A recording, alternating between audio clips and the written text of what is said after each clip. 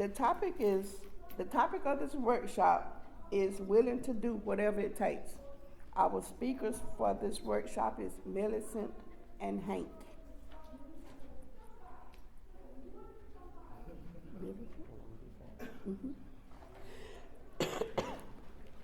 Good afternoon. My name is Millicent, and I am a recovering addict.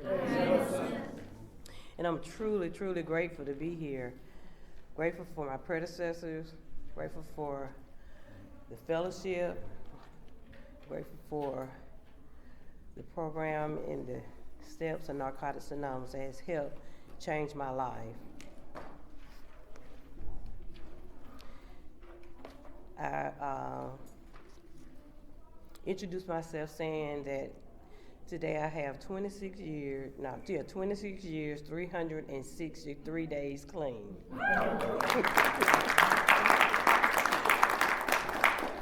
And I say that not to boast, but I say that because I'm truly grateful. This program works. On Sunday, if I live and I don't pick up, I'll have 27 years. But just for today, again, it's 26. First, I want to thank GRCNA for inviting me to be a part and offer some service to people that are just like me. You know, hoping that I can give back some hope. And the topic is willing to do whatever it takes. And when I thought about willing to do whatever it takes, it took me back to when I first arrived. And when I first came around, I was willing to do whatever it took to stay clean just for today. And I still have that same direction, one day at a time, willing to do whatever I need to do to stay clean. But I also thought about willing to do whatever I need to do for my recovery. Because since I've been here, my process has brought me to a place of recovery. Because see, my clean day is about the abstinence, how many days I've been clean. But the process of recovery talks about me allowing the steps, incorporating the steps into my life. And I have to be just as willing to do what's necessary for my recovery, just like I have to do to stay clean. And when I reflect back, when I first got here, going to my first meeting, sitting in a circle with people that I had never met, and saying that I am an addict. Because see, I knew before I got here that I was an addict. I can remember 2 years before I even made it to Narcotics Anonymous, that I stood in my children's room as they slept, and I said to myself, your mother is an addict, in my head. Because see, I'm still looking for stuff that I can pawn. I'm walking around. That's how I was end up in the door of their bedroom, because I'm still looking for something to pawn to get my next hit. But I say 2 years because even though I knew I was an addict and I wanted to stop, but I wasn't able to stop. That this is my last time. I'm not gonna do this anymore. I did that for 2 years, wanting to stop, but couldn't stop. But when that moment of clarity hit and I made it to a facility that brought me to the rooms of Narcotics Anonymous, and then I'm back where I was talking about this circle, and I heard people talk about they told their story where I could identify, I knew I was home. It was like I felt like I was in a place like I felt when I was in that circle of, when I was in that ring, when I was in that jungle, when I thought I was okay. But I felt a different feeling over here. I felt the hugs. I felt someone wanting to help me. It felt genuine. It just really felt genuine to me. And I wanted what they had. It wasn't like that in that jungle where we was chasing and trying to find ways and get more, tricking each other. I was in a different space, and I wanted that space. And they gave me suggestions. They told me I needed to come to the meetings, 90 meetings in 90 days. They told me I need to get a sponsor. They told me I need to get involved. They told me I need to pick up the phone and call someone, you know. And my group got my sponsor for me. And it's in the basic text where it says sometimes that group has the obligation to find a sponsor. And I'm real grateful for my home group at that time, the Brighter Outlook group, that someone loved me enough to say, okay, this is gonna be your sponsor. And I called my sponsor. I called my sponsor like they told me. If I picked up the phone and called a dope man every day to get mine, I need to call my sponsor every day so I could get what I wanted that they had. So I called my sponsor if it wasn't nothing but, hey, how you doing? You know, and not only that, then my sponsor, I started need to call other women too. You don't need to just call me, call some other women too. Because when I came around, you had to go and get your phone numbers. It means now they have a list going around where people sign. No, I had to go face to face. Can I have your phone number? You know, it was just like willing to do whatever it took for me to stay. I made my 90. I got involved in service. I did whatever it was necessary for me to stay clean. Somebody was saying if somebody tell me to go get in the corner and stand, I'd do that. But nobody never told me that since I've been here. They always told me, pick up some chairs, help with the coffee pot, do H&I. It was things that was positive. And I'm real grateful for that. But I'm gonna tell you, after a period of being here, after a period of time of being here, just being clean, picking up my key tags, real grateful for my key tags. Something else, it was like I was still missing something else. You know, and during this time, I'm developing a relationship with the higher power in my life. And see, I'm gonna tell you, a higher power in my life, even today, is my home group. Anybody that can give me anything positive. My higher power can be a newcomer telling me that it's just not getting any better out there. My higher power is anything that can help me in my recovery. Now, when I got sick and tired of just being clean, and I wanted something different because, see, these people that had been around, they were doing some things, you know. Like my sponsor was sharing one day in a meeting about a dressed up trash can now, and I thought she was talking about me now, you know. And after the meeting, you know, I asked her about it, you know, and she was like, I wasn't talking about you. She said, but if you thought I was talking about you, maybe we need to do some more work. And that's when the work started. And see, this program is laid out in such a way, just like it tells you, if you want what we had to offer. You don't have to. It's a choice. If you want what we had to offer. I heard that reading for almost a year, but that IF, it didn't click. If I want what this program has to offer in this recovery, I got some work I need to do. It was time to open the book. It was time to bring the paper out, the pen, because they told me not to use pencil because I erase now. Use the ink pen.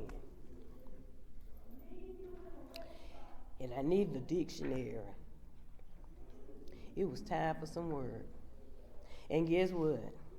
I was willing to do whatever I needed to do for my recovery because I was tired of feeling like that dressed up trash can. Oh, I was looking good on the outside, but on the inside, it was a void that truly needed to be filled with some positive things. Because, see, I was feeling the void. I was feeling the void with relationships. I was feeling the void with shopping. I was feeling the void with everything, food. I was still chasing. But when I decided that I needed some recovery in my life, I had to put in some action. Some action that reflected upon me, my inside, in order for me to feel different. And you know, this program is a spiritual program. And I had to become willing to allow, like this third step, I had to make a decision, be willing and make a decision that I had to become truly honest, truly open-minded, and truly willing to get busy, to do something different, to change the inside of me. And I'm grateful for my sponsor and my predecessors, because I couldn't have done it by myself. So I got busy with the still work. You know, I got honest.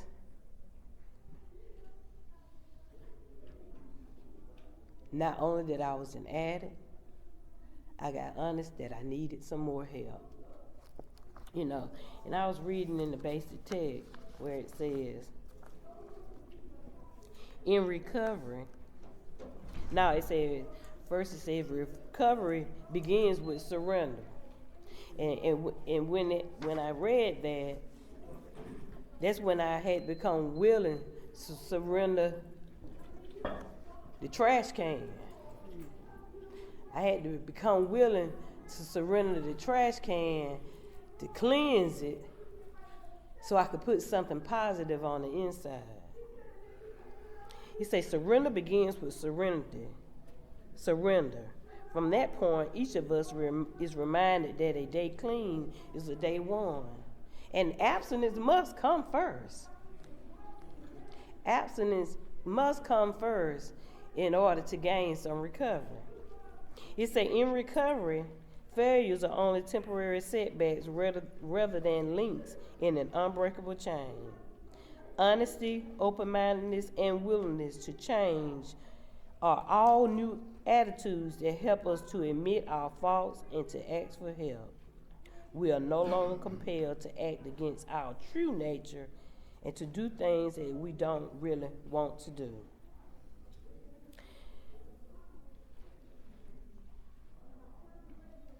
So that means it's some work that has to be done. And that's when the 12 steps come in. You know, so I became honest. I got some hope from you all, and I had to gain some faith in those first 3 steps. And that 4th step, I had to gain some courage and make a decision to let a higher power work in me to help me get some of these issues out. And, you know, I'm not going to go through the whole format of what I needed to do, but it took some cleansing. I had to start filling this void that was on the inside of me with some positive things. And when I say positive things, I'm talking about the spiritual principles that Narcotics Anonymous has that's available to us all.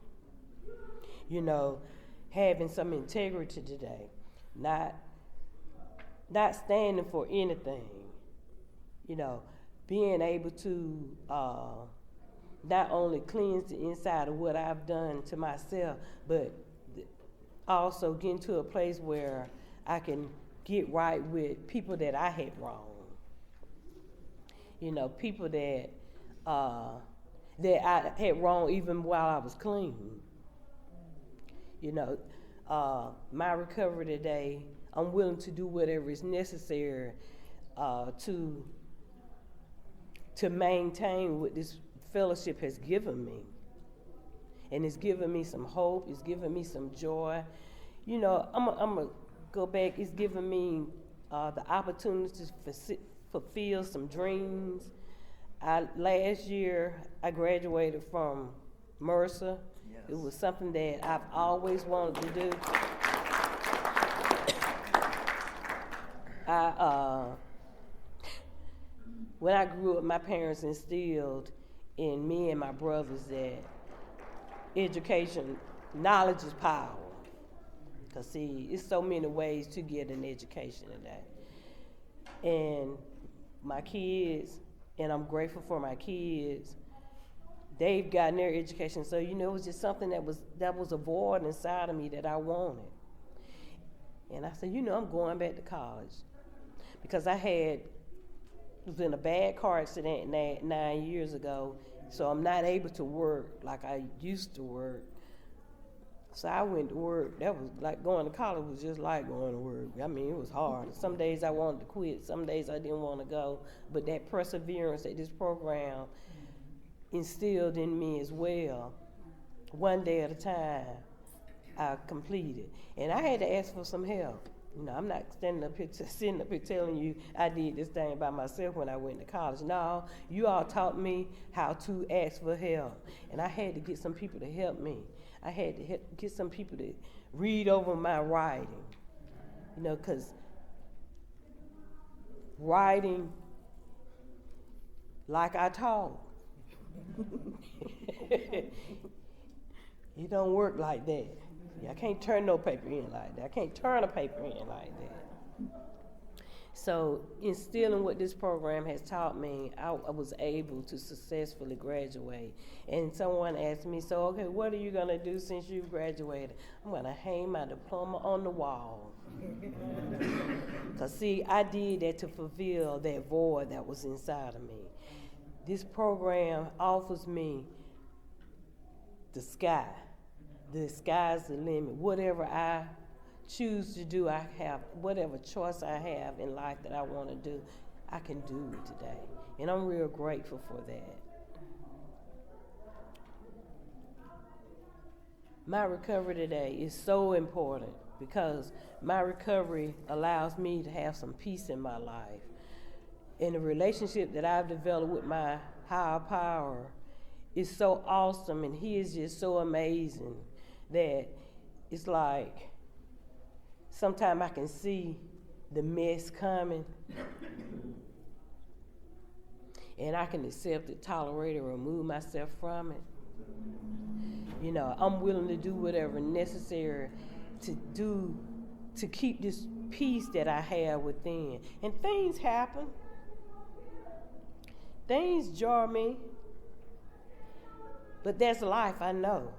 But I know I don't have to hold on to it. I'm real grateful that recovery has given me the opportunity that I can bring on a relationship with my children, with my grandkids, with people. I'm grateful for the relationship that I have with my sister to the left. I got a call, we need someone to chair this workshop.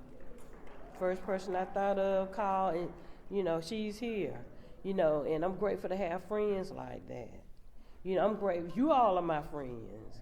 I can go to an NA meeting wherever, whatever city, and when I walk in, I don't care what's going on. It's what I have on the inside today that I bring. And I think today in my relationship with other people, when they see me, they have a smile. It's not like it used to be when some people would see me and be, oh, here she come. There she go. What's she doing now? I can bring something into my relationships today. I'm not in a relationship just for what somebody can do for me. And this program has given me recovery where it's not just on the inside of this fellowship. I'm able to do things on the outside in society. This program has taught me to be able to build other relationships. Today I do a lot of volunteer work outside of this fellowship. I still can participate in H&I. It's just unreal what this program has offered me. And I can say I have some recovery. I can give back to my sponsees what has been so freely given to me in step work. And I'm willing today to apply the spiritual principles in my life.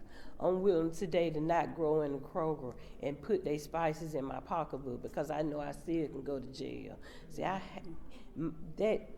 that evil higher power, I can still go in the grocery store, you all, today and roll down that aisle where the spices are. And it'll tell me, my disease mind will say, go and put them spices in your pocketbook. They don't see you, because see, them little bit of spice, they cost $6, $4 to $6. Just seem to be too much to me. But you know what? I can put them in my bucket, go on and pay for them. See, I still struggle with that something inside of me that want me to do wrong. But I have a choice today. And that choice make me choose the right thing in recovery. Do I ever do anything wrong today? Oh, yeah, yes, I do. I have, and I do. But I can tell you it ain't nothing like it was when I first got here.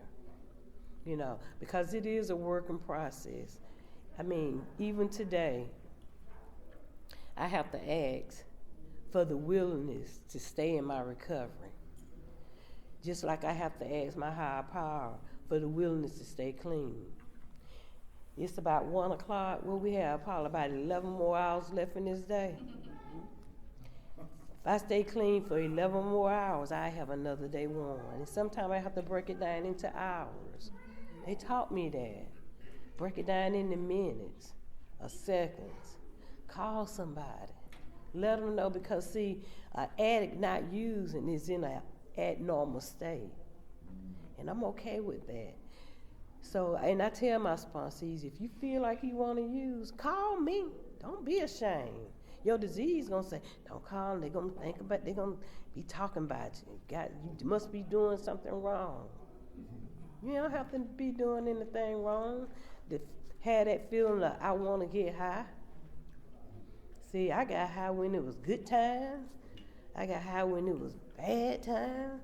Hell, I got, in the end, I was just getting high. But I can remember when I used to get high with people. But in the end of my using, I was getting high by myself. In that apartment, going from one end of the apartment to the front, peeping out the blinds, because I thought I heard somebody, getting high by myself. Isolation. But today, my heart and my home is open. The love that I have today for myself and for others, it's amazing. It's amazing. And words could never express what recovery brings into my life. It's truly a gift that I could never have gotten by myself. And I'm going to say this, grab onto some faith. I wish I had my mustard seeds with me. If it's the size of a mustard seed, hold on to it. Just don't use no matter what. Like they told us a long time ago, if your ass fall off, pick it up, put it in a trash bag or a Kroger bag, plastic bags, and bring it to a meeting. Call somebody. They told us if you use, you're using because you want to. The lie is dead. You ain't got to use. And I done gone through a whole lot of stuff since I've been here. They say you ain't got to use no matter what. I done went through a lot of whats. And if you stay long enough, you going to go through a lot of whats. But you hold on to that chair. And I'm talking to the newcomers. And I'm talking to the ones that's been here for a long time. Hold on to your chair. Because it get real up in Narcotics Anonymous. And see, we have these feelings that we have to deal with. Because see, it is a feeling disease. Because see, I can say, I'm getting ready to celebrate. guess what? My mind will go, yeah, let's really celebrate. You know what I'm talking about. You know, that liquid stuff. You know, I can think I'm down in the pits. I just ain't worth it anymore. Because, see, I done been in that state of being suicidal, clean. Just like I was when I was using. I done been in that state of mind of, it ain't worth it. My disease will tell you it ain't worth it. You ain't where you need to be. Because, see, it put somebody in front of me that may appear to seem to have so much. But they taught me a long time ago, when I see somebody got something, I need to get with them and see how they got it. Especially if I want it. Because they have something they may be able to offer me. So jealousy, I throw it out the door. So I'm going to hang out with you so I can get what you have. Because that's how I have today. What has been so freely given to me. And I'm so free to give it away. Because I can't just hold on to it. Y'all, I never thought, never in my wildest dream would I thought that I would be clean for this long. And I say this, whoever got up the earliest today got the most clean time in this room today. See, I know where to go get high, even today. If I wanted to, I know where to go. But I have a choice today that this program and recovery has given me. I choose not to because of the work that I put in it. And when I say the work, I'm talking about the 12 steps, y'all. The 12 steps, the 12 traditions, the spiritual, the concepts. It's a spiritual program, and that spiritual program going to lead you to the right thing. It's going to lead you to the right thing. That right something, because it's all about that something. That something that I'm chasing.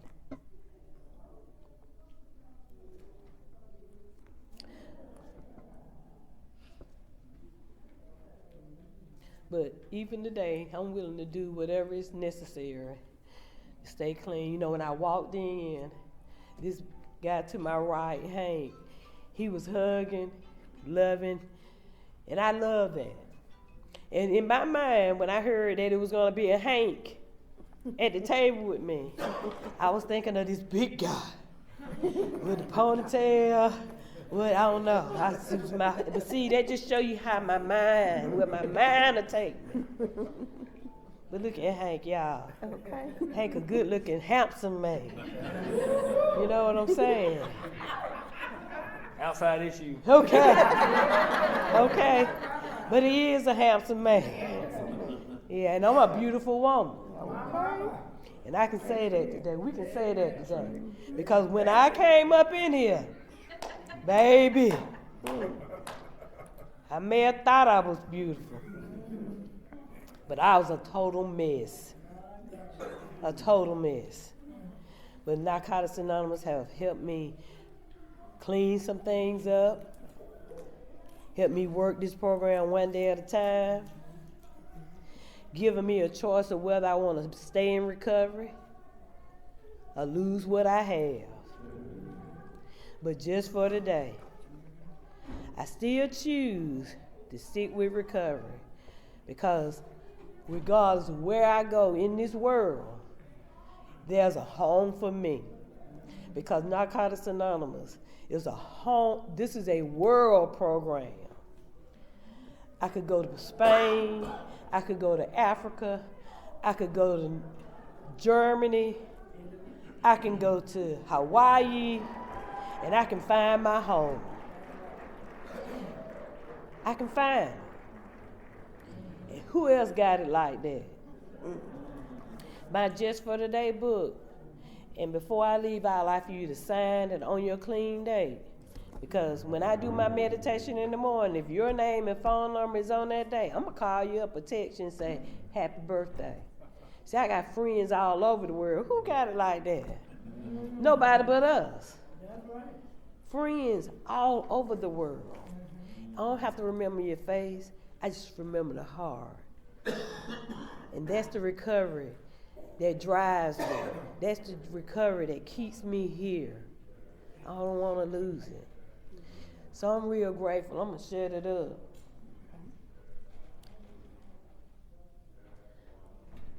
But hold on. Keep coming back. Get a sponsor. Share about your feelings. And I'm going to leave you with this. It's that first one you need to worry about. It ain't the 1,000 that's never enough. If you don't pick up that first one, you ain't got to worry about the 1,000 that's never enough. Thank you for letting me share.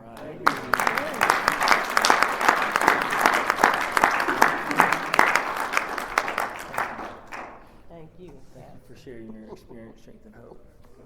I'm Hank. I'm an addict. Hey, Hank. Woo! Son, yeah, I'm driving here, right? And I had a meeting in Atlanta, and I'm driving from there to here, and I thought this workshop was at 3 o'clock, and I thought I was going to be here early. But on the way here, I'm coming up with all the stuff, and I'm going over the literature in my head with all the stuff I'm going to say and all the knowledge I'm going to bring, and I get up here, and it's gone. So I don't know what I'm going to say. So hold on. I can't guarantee what it's going to be, right? But I know I'm amongst family, right? We all got the same last name. Is this anybody's first convention? Welcome. Welcome. Glad you're here. Glad you're here. That's awesome. That's awesome. I remember my first convention. I was like, what? It was mind-blowing, right? It was a really cool thing, man, and I knew I had to learn how to have fun in recovery, and that was a struggle for me. Willing to do whatever it takes. I've always been able to do whatever. I've always been willing to do what it takes. That's on both sides of the fence. I've always been willing, right? You can look at my arrest record and see this dude is vigilant, right? This dude will do whatever it takes to get one more. I've always been a part of the no matter what club. It's just I don't know which club that's always been. You know what I mean? And I'm grateful to be here on this side of things, man. My clean date is January the 11th, 2010. I got a little over 9 years clean one day at a time, which is awesome. Yeah, man, that's really a cool thing, man. And at the time that I found recovery, I don't know about you guys, but I was introduced to this program long before I actually started taking it seriously. And I don't know if that's anybody else's experience. That's my experience. If that's not your experience, it's all good because diversity is our strength. And whatever has brought you to this room, we're all in the same room. It's okay, right? And I also want to say this too. If your experience isn't mine, that doesn't mean you don't belong here. Because I remember getting introduced to this program at a very, very early age, and I was listening to the people in the room talk about the things that they had done, and I thought I didn't belong here because I hadn't done those things. And what I didn't know is that the elevator stops at every floor, and you ain't got to go all the way to the, you know what I mean? Some of us travel down this road a little bit further than others. But you can get off at any time when I can identify unmanageability in my life and have the willingness to do something different with the help of other NA members. I can get into the solution no matter how old I am. So I just want to throw that out there because I thought I didn't belong here when I was young because I hadn't done all the things. Plus, I was really looking for a way to not identify with you guys anyway, right?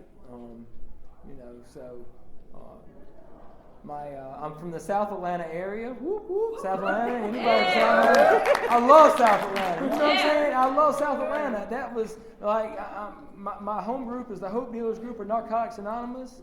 We meet Tuesday and Wednesday night, 1717 Highway 154 in Sharpsburg, Georgia. Come see us, man. Okay. Hope Dealers. That's what we do, man. We're coming up on our 7th year anniversary. Yeah, man. Yeah, that's my home group. My original home group was called the Serenity Group of Narcotics Anonymous. It was on the south side of Fayetteville, and that home group, man, I tell you what, man, they provided an atmosphere for me to get real. It was really cool, man, because they were as jacked up as I was and had all kinds of time, but their problems looked different than mine. And this was made up, a large meeting would be about 15 people. But this was group members that had double-digit clean time, but they would come in and share in a way that made it comfortable for me to share my powerlessness, my unmanageability, share about my pride and my ego and all the stuff that keeps me from getting well in a meeting, right? I come in here, I think I got to look good and sound good, and I come into a meeting and I think I'm the cool kid. We all got cool kids at our home group, right? I'm the cool guy. And what happens, right? What happens is that if you're in a home group and you see the new guy, you know his life ain't going so good.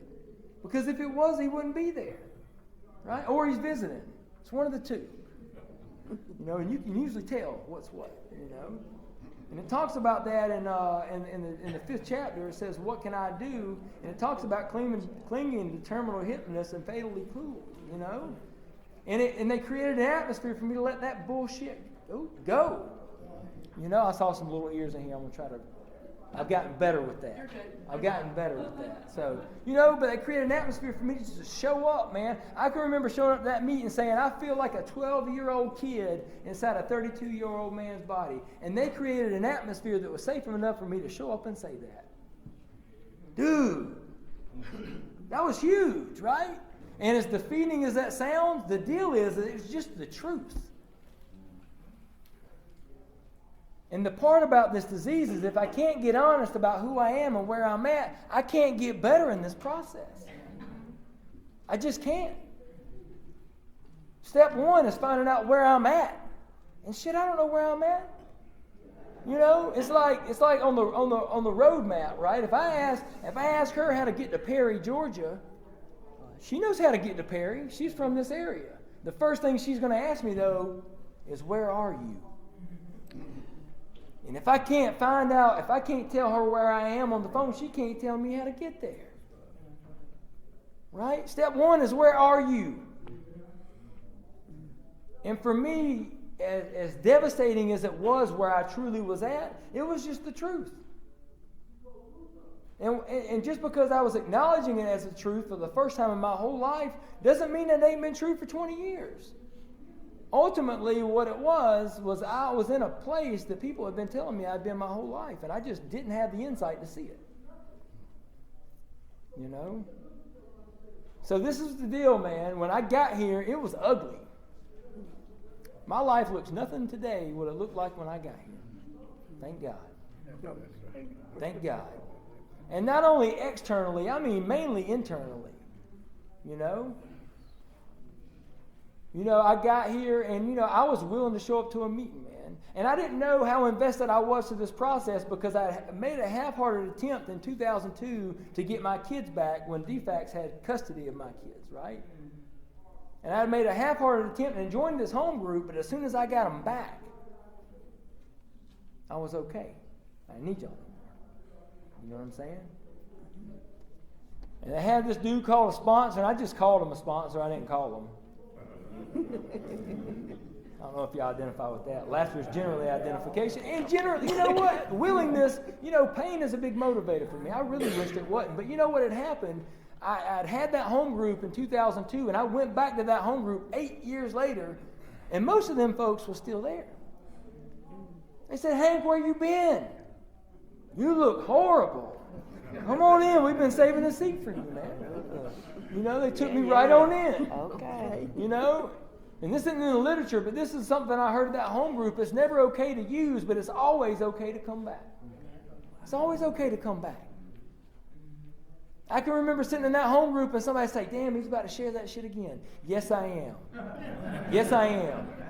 And you know what y'all going to say? Thanks for letting me share. And guess what? Keep coming back. That's passive aggressive for you just share some bullshit. That's right. That's right. It's okay. Keep coming back. Just keep coming back. I'll take it. I'll take it. That's what that means. When they say keep coming back, that means you just share some crazy shit. It's okay. We love you. That's what they're going to say. Come on back. Guess what? Because, man, we need us, man. We need the new people, man. We need the newcomer, man. This ain't about catching up. It's about catching on. It's about each one of us reaching out to the individual that we feel like can help, you know, that we believe in somebody and want to help somebody in their recovery. You know, and it talks about sponsorship in our literature, and it talks about there's something really cool about somebody taking a special interest in a confused addict. And she had alluded to the responsibility of sponsorship is up to the home group. I don't know. I feel like we could do better with that.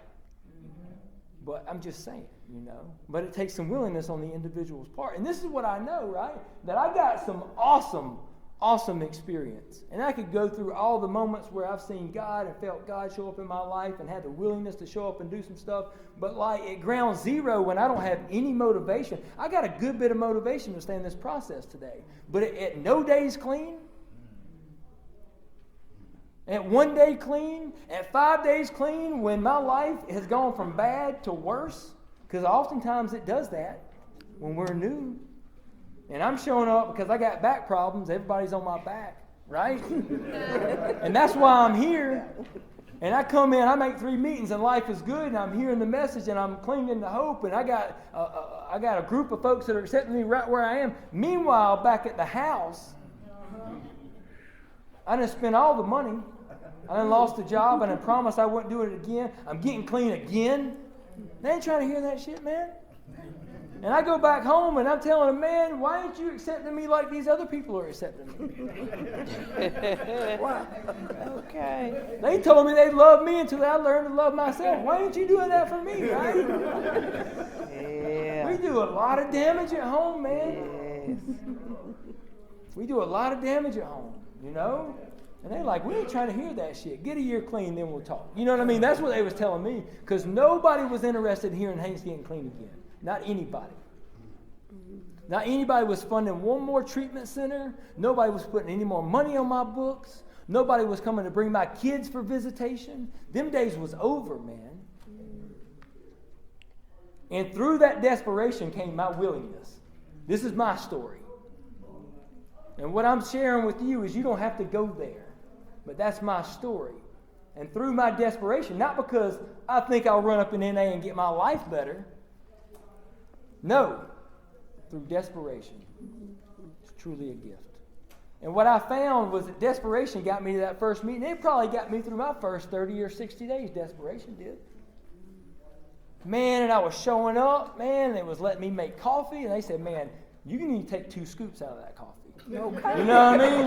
I'd rather have it's too strong than it's too weak, though. Right? You were doing it. Put a little cut on it. You know what I'm saying? Okay. So they let me make coffee, man. And this is the deal for me, right? This was the willingness that I had early on. And that was huge for me because you know what, man? It's something to show up to a meeting. If the meeting starts at 7, it's something about showing up at 7 o'clock for the opening prayer and bolting out of there at 8 o'clock after the closing prayer. But it's a different thing when you show up 30 minutes early to make coffee.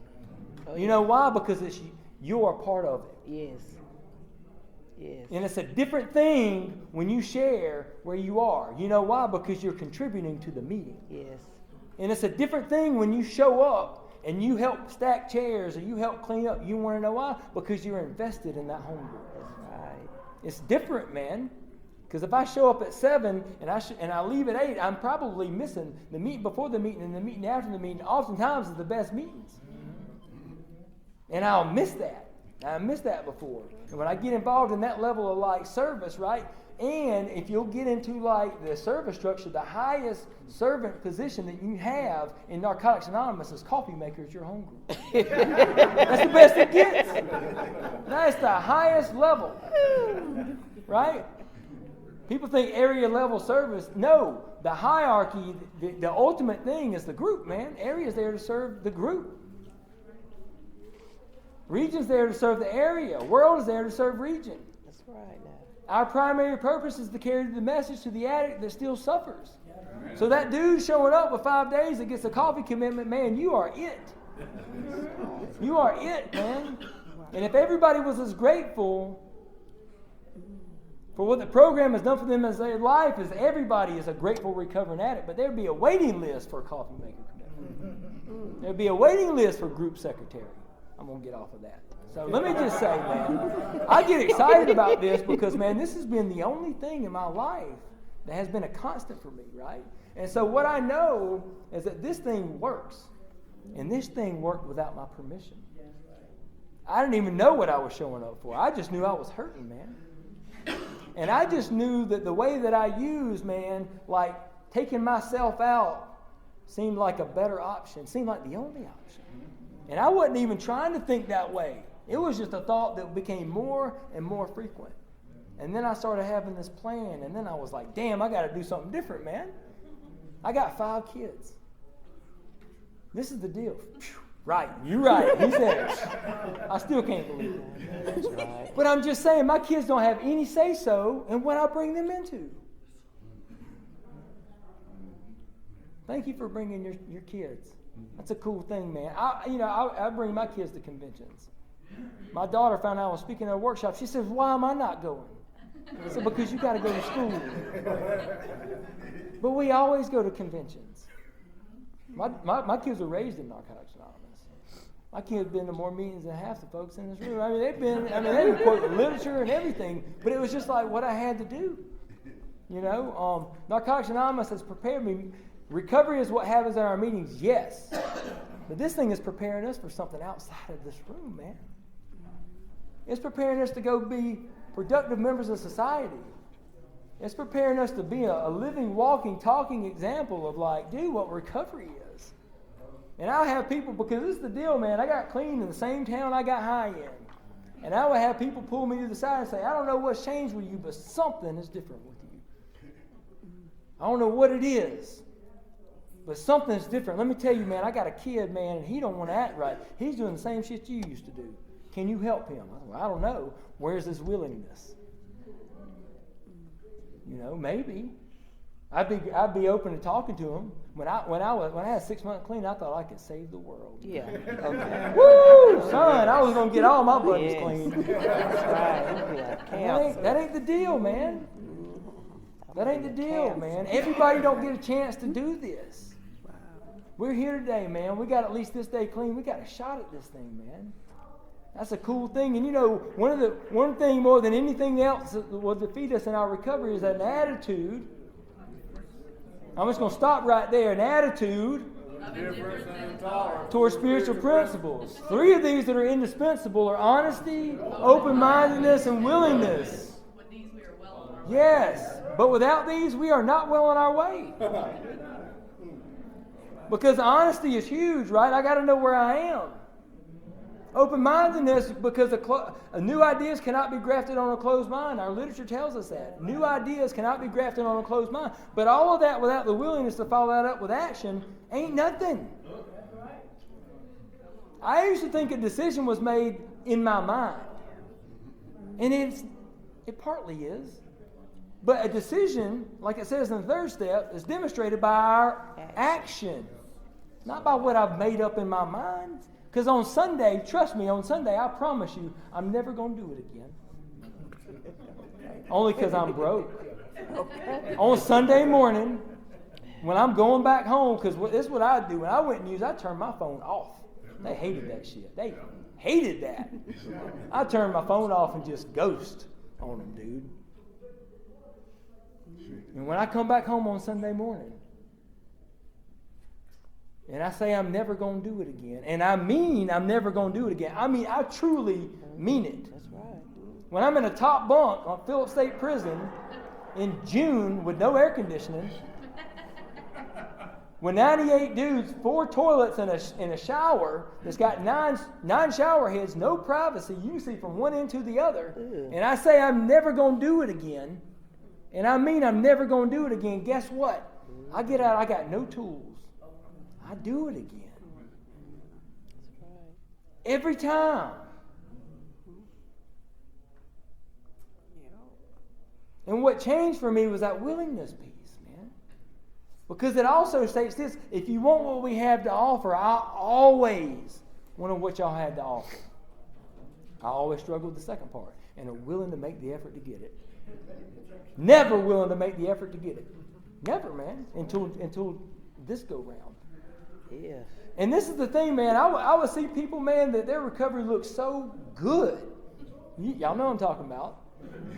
The people that just beam, man. Yeah. But you know what? You know what they say? If you want what I got, you got to do what I do. That's right. But I don't want to do that. That's right. Sixth step in our literature says, so many times we seek the rewards of hard work without the hard work. That's the story of my life. I'm always looking for a loophole. Everything. And I work so hard at the loophole. Like I work so much harder at getting around it than going through it. But when I got here, I had no experience on going through it. My addiction took off pretty early, man, and so just some of the natural processes of just growing up. 18 years old, I was in the penitentiary when my graduating class was walking the field. I missed that. There's certain parts of like development that I just missed, man. I don't know if you guys identify with that, but this is the jam, right? When I got here, I was 32, and they told me you can go do all that stuff. And I thought that sounded good, but I didn't believe them. And this was the deal, man. I wasn't interested. How much time do I got? I got 15 minutes, right? Mm-hmm. Cool. Yes. I wasn't interested in changing the way I live my life. I just wanted to quit using drugs. Because I wasn't like y'all. I didn't need to change the way I lived. But this was the deal, man. When I would go to my home group, man, I was safe at my home group, and it was awesome. And we would go out after the meeting, and shit, I ain't have no money. They would buy me food, and they was like, man, it was awesome, right? But this was the hit, right? This was the hit. I still had to go home and be with myself. And I would leave the meeting, and I hated myself. I would leave the meeting, and I was still internally conflicted with the way that I lived in my belief system and the way that I thought. And I knew at that point, if I didn't work steps, I was going to get high again. Right. Now, I knew I wasn't going to get high that night, but I knew I would eventually get loaded again because that's my pattern. And we do these steps, right? And there's some inventory steps. And based on my data, because I got some data. You do a 4-step, I got some data that says this is what this mug always does. I've been in the same relationship my whole life with different people. And I wonder, right? That's right. Right? That's right. That's right. And that's platonic relationships, that's romantic relationships, that's friendships. I've been in the same relationship my whole life with different folks. And I wonder why they so messed up. And my sponsor said, man, you picked every one of them.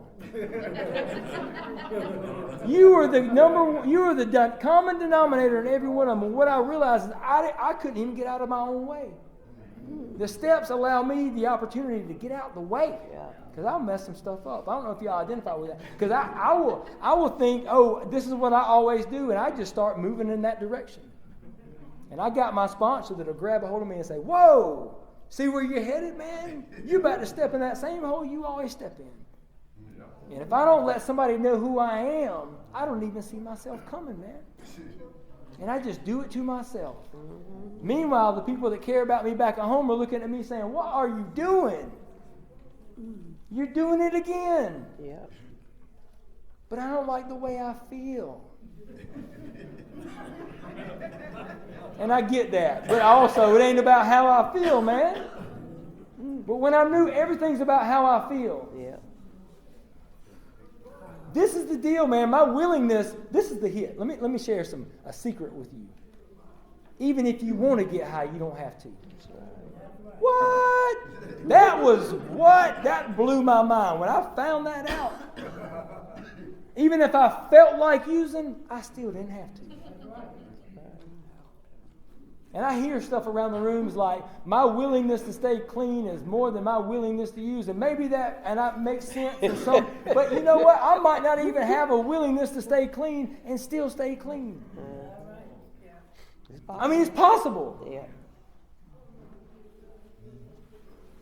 And if you don't believe it, trust me, it's possible. I'm a 6-time convicted felon. 4 years clean, I was leaving GRCNA. On my way back home, and my sister said, there's a letter in the mail here from the State Boards of Pardons and Parole. Can I open it? And I'd have forgotten about it. About 8 months prior, I had applied for a pardon, and I got it, dude. And I got the information coming back from GRCNA. Wow. when I had 4 years clean. Not only did I go back to school, I'm talking about I had to go way back to school. Willingness, man. Willingness. I learned that in this program, man. At 2 years clean, right, my sponsor said, how long are you going to wait? This is the deal, man. When I had 2 years clean, I came home from a meeting one night. My wife said, I don't even recognize you anymore. I don't even know who you are anymore. You've changed so much. And I thought it was a celebration. And she asked for a divorce. And let me tell you, man, that was the first life situation that hit me. And it's not if life shows up, it's like when life shows up. So had I not done the work in year 1, I'd be using dope in year 2, man. I'm telling you, I wouldn't be here today. And this is what I knew. I'd done enough work, and I had established a relationship with the God of my understanding, and I had an established relationship with my home group and my sponsor and my network, and I knew I was going to be okay. For the first time in my whole life, I knew that I was going to be able to walk through a situation and not blow up. And that's using dope or acting out on character defects. Too bad. Because they're there. And I walked through that process. And my sponsor said, when I had 3 years clean, how long are you going to wait for her to get well before you take responsibility for your kids? What an asshole. Who says that? People that care about me say that. Get you some people that'll tell you the truth, man. And after I got done looking at it, all the while I'm being prepared. 3 years clean, I get full custody of my kids. 2 preteen daughters. I ain't scared of nothing. Right? And 2 years later, when she dies from the disease, when she dies from this disease and their dad is clean, they got an example. Yes. They got somebody that can walk with them through that process. They got somebody that can emotionally be there for them. Narcotics Anonymous has taught me everything I know about living life.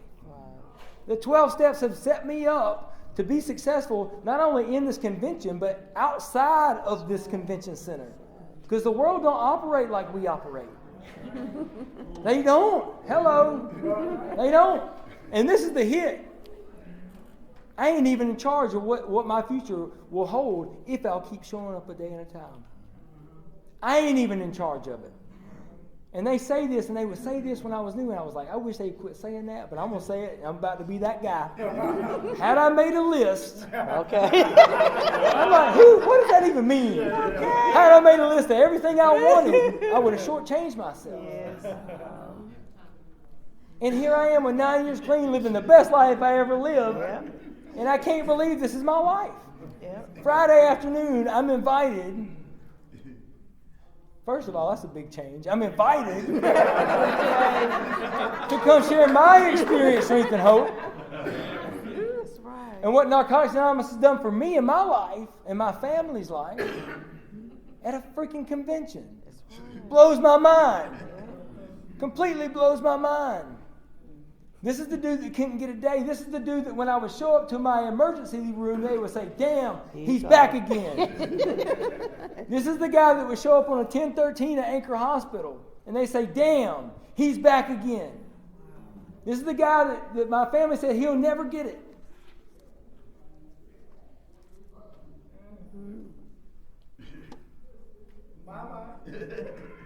He'll never get it. And I show up to the Turning Point group in Narcotics Anonymous in Griffin, Georgia, off in the cut, dude.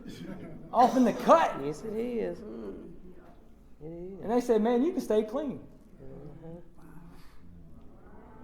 You can stay clean. Come on in. Yep. You can stay clean here.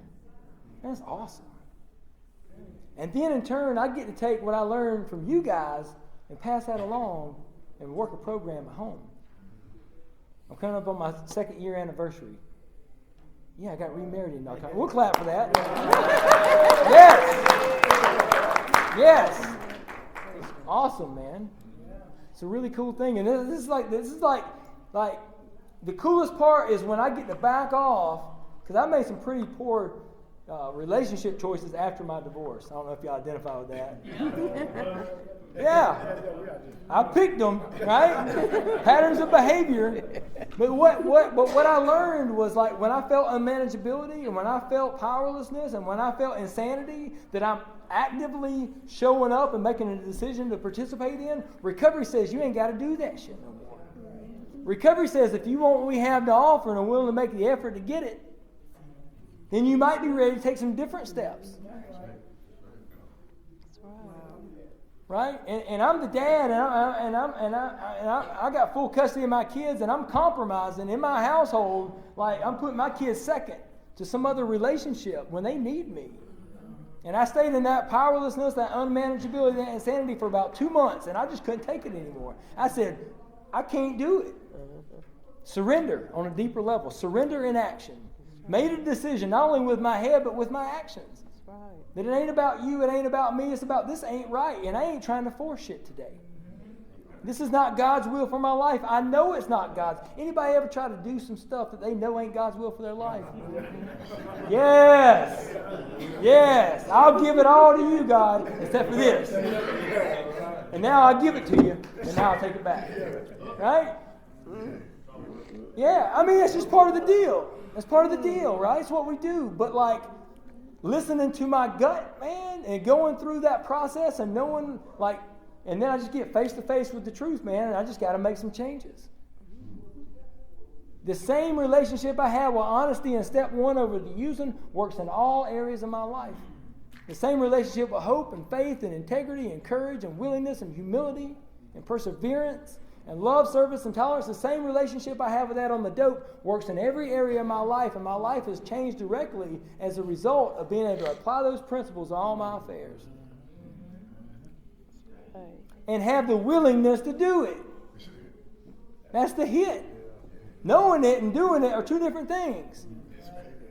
When I got here, they said, you need to do 90-90. I said, I know. Shit, I did. I just ain't done it. They said, you need to get a sponsor. I know. You need to work some damn steps.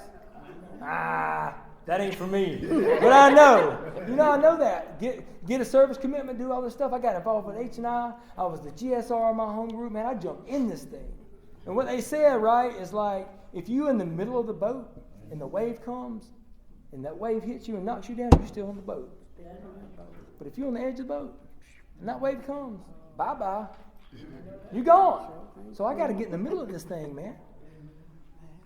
I got to get in the middle of this thing. I got to figure out how to stay in this thing. And that constantly changes. It's like watching like National Geographic and you see the gazelles in Africa, right? And you get that one clown off by himself. He's lunch, right? Every time, he's lunch. The little slow guy out there, like, that was me. You got to get in the middle of that pack, man.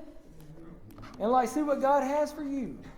And I don't know what God has for you, but I know it's something awesome. I know it's better than what you got for you. I know it is. It's got to be. And even in the ability, like even the things that I can't conceive, man, if I'll show up and let God show up in my life and try to seek God's will for my life and get into that with some action, man. And what I found in the rooms of Narcotics Anonymous is what I was looking for in the dope the whole time. And I found it right here with y'all. It's crazy how that works, isn't it? Am I out of time? You have 4 minutes. Okay, so I'm going to go ahead and shut it down. Thank you guys for letting me share.